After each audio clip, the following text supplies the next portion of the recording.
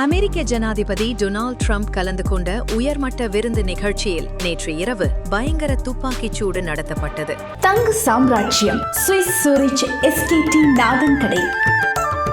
வாஷிங்டனில் உள்ள ஹில்டன் ஹோட்டலில் பத்திரிகையாளர் சங்கத்தின் வருடாந்த விருந்து நடைபெற்றுக் கொண்டிருந்த போது இந்த அதிரவைக்கும் சம்பவம் நிகழ்ந்தது. இரவு சரியாக 8:36 மணி அளவில் ஜனாதிபதி ட்ரம்ப் மேடையில் உரையாற்ற தயாராக இருந்த சமயம் ஹோட்டலின் பாதுகாப்பு சோதனை பகுதிக்கு அருகே துப்பாக்கிச் சூடு சத்தம் கேட்டது. இதனால் அங்கிருந்த நூற்றுக்கணக்கான செய்தியாளர்களும் அதிகாரிகளும் அதிர்ச்சியில் மேசைகளுக்கு அடியில் தஞ்சம் புகுந்தனர்.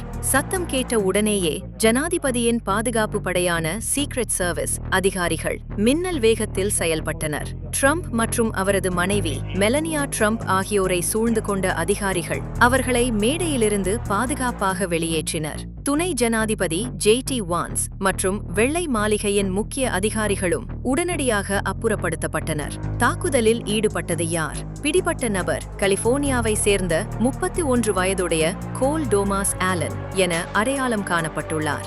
இவர் ஒரு ஷாட்கன், ஒரு கைத்துப்பாக்கி மற்றும் பல கத்திகளுடன் ஹோட்டலுக்குள் நுழைய முயன்றுள்ளார். பாதுகாப்பு படையினர் அவரை தடுத்தபோது நடந்த துப்பாக்கிச் சண்டையில் ஒரு அதிகாரி காயமடைந்தார். அதிர்ஷ்டவசமாக அவர் அணிந்திருந்த குண்டு துளைக்காத உடை அவரது உயிரை காப்பாற்றியது.